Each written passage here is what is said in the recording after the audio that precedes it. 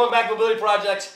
Someone just called us and interrupted the film. Part 2. So look, what we're talking about is that when I'm missing extension, and as my arm comes down into this position, if I am missing this corner, my capacity to keep my shoulder back and put it into a good position, that shoulder translates forward.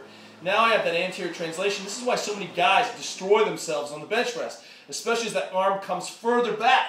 So a bench, floor press limits, bench press, arm comes down to the side. This is really no different than just changing the forearm position. And if I'm missing extension and internal rotation, shoulder comes forward. And that's why we see people pressing and why the dip is such a nice illuminator of lack of range of motion in the shoulder. If I'm compressing, full dip, and my shoulder translates forward, now I'm pressing from ostensibly what we call the Delta Bravo position. And I'll tell you what, this guy would never date your daughter, would he? No. But it's not okay to dip in this position either. So keeping that shoulder tight, that means I need to have those corners so I can create that stability and I don't lose position. All right, so here's what we're homework today.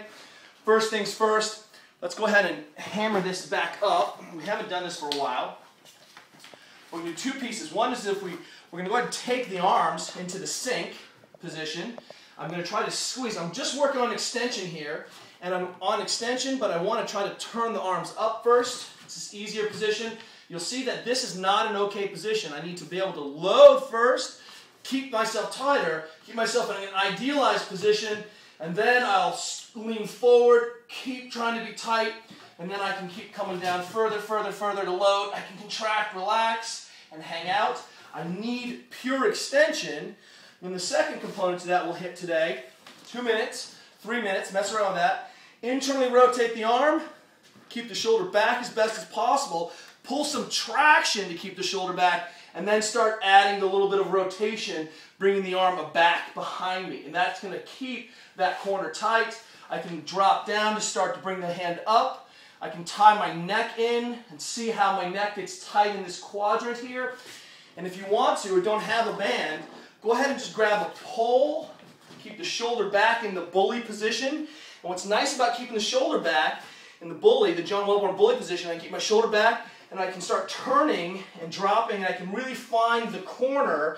But because I'm keeping the shoulder back, I can start to really think about pulling, twisting, dropping, extending, and finding those corners where I'm really tight. Test, retest. Whoa, that looks a little bit different on that side.